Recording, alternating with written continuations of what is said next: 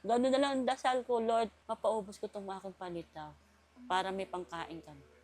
Gusto kong magtrabaho pero wala akong maiambag sa bahay. Nakakagalit lang kasi isipin na kahit wala pa mang gulo yung Iran at saka USA, mahirap na nga kami, lalo pa kami yung humihirap.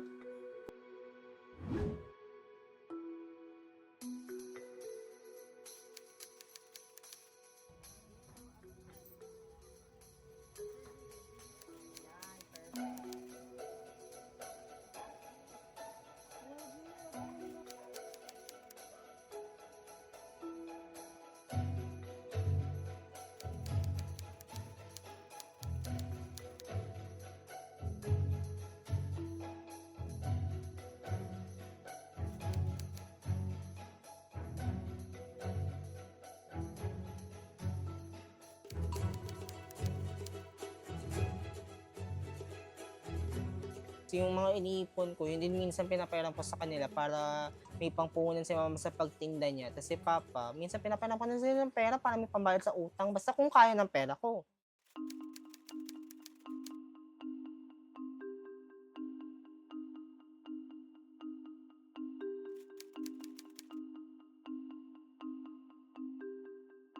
Maparaan lang kung para mabuhay lang na meron kami pang araw-araw na kain. Yun ang ginagawa ko para kasi kung di ako kikilos, wala.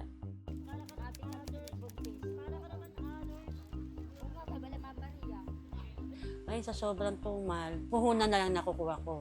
Ang natitira sa akin paninda, Santa Claus ako. Pinamimigay ko na lang sa kapitbahay. Ako sa kung sino yung gusto kong bigyan.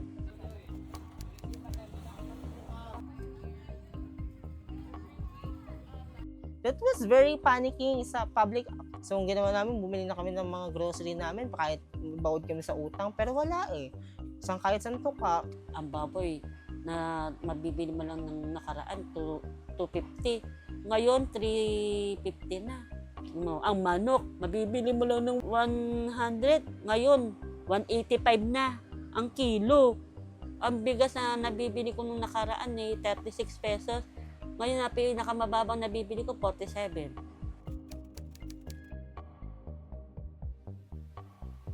Allowance ko daily is 300 yung first year, tapos ngayon 250. Yung 100 doon, pamasahe ko na yun back and forth. So, what if full day ako sa PUP? So, bali yung matitirang pera ko, pagkakasyahin ko for 2 meals. Pero minsan, 1 meal lang ginagawa ko kasi itipid ko sarili ko para may ipon ako. Ganun. Mahirap siya.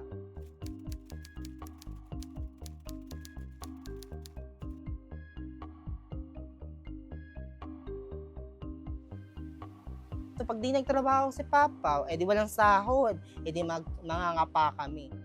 Paano pa kami mabubuhay nito in the future? Kaya maraming mahihirap na Pilipinos dahil maraming ineffective policies na hindi rin maganda pagkaka-implement. Kaya dapat, magkaroon tayo ng polisiya na kung saan aakma at nakakatulong sa mga mahihirap. Kasi para saan ba ang gobyerno?